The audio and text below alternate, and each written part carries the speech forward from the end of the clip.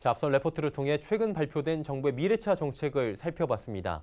2030년 미래차 분야 1위, 세계 최초 완전 자율주행 상용화 국가. 타이틀만 보면 엄청납니다. 자, 과연 얼마나 현실성이 있는 내용일까요?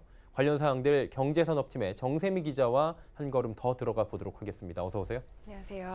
한 달 동안에 전기차나 수소차 관련 내용들, 정책들이 엄청나게 많이 쏟아져 나온 건 사실입니다.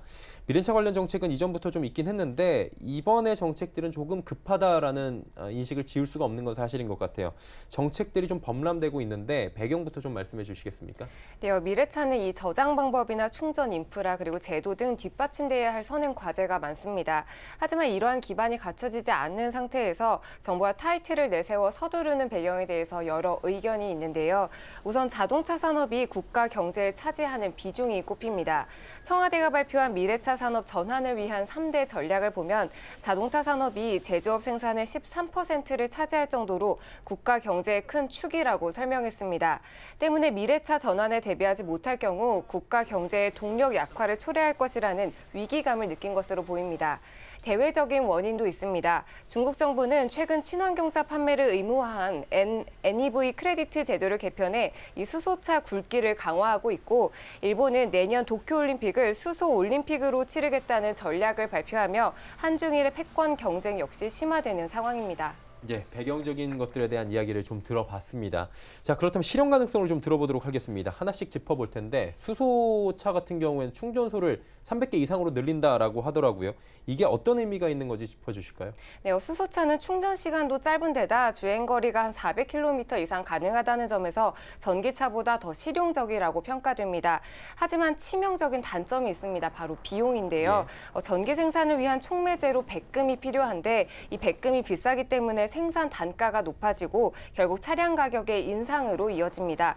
충전소를 구축하는 비용 역시 만만치 않습니다. 현재 국내 수소 충전소는 약 30곳으로 전기차 충전소보다 적은데요. 때문에 이번 발표로 충전소의 장기적인 구축 비용 절감을 위해 현재 40% 수준인 핵심 부품 국산화를 적극적으로 추진합니다. 또한 기체 수소 충전소와 비교할 때 설비 면적은 20분의 1에 불과하고 충전 용량은 3배 높다는 장점이 있는 액화수소 충전소도 2022년까지 3기 이상 구축할 예정입니다. 예.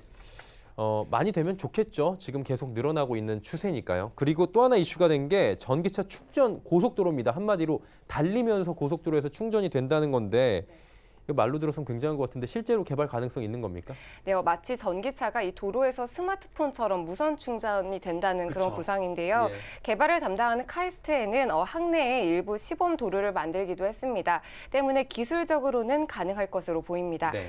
방식을 간단히 요약하면 도로가 스스로 전기를 모으고 전기차에 공급해주는 방식입니다.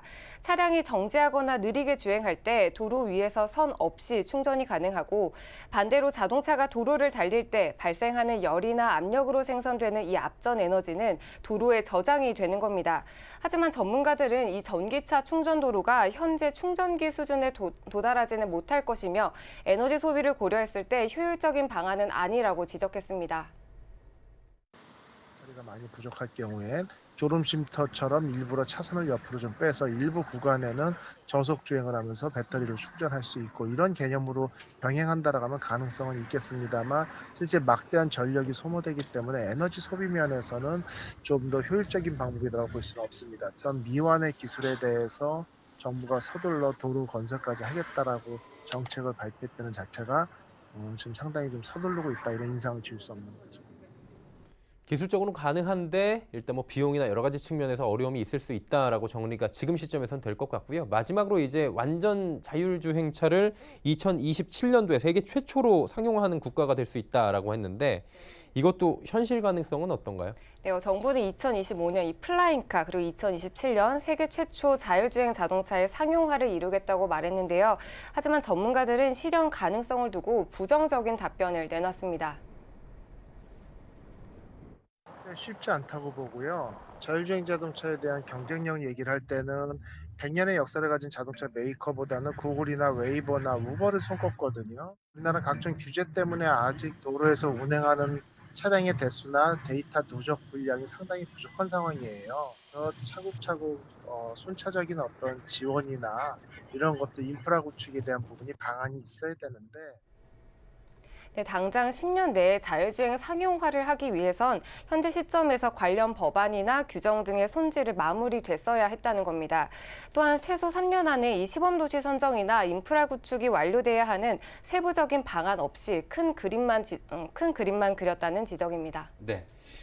지금 패러다임의 전환을 앞둔 시점입니다. 보다 빠르게 미래차에 힘을 쏟기로 한 점은 굉장히 긍정적으로 볼 수 있는데 보다 현실적인 대책이 필요한 것도 사실인 것 같습니다. 경제산업팀의 정세미 기자였습니다. 고맙습니다.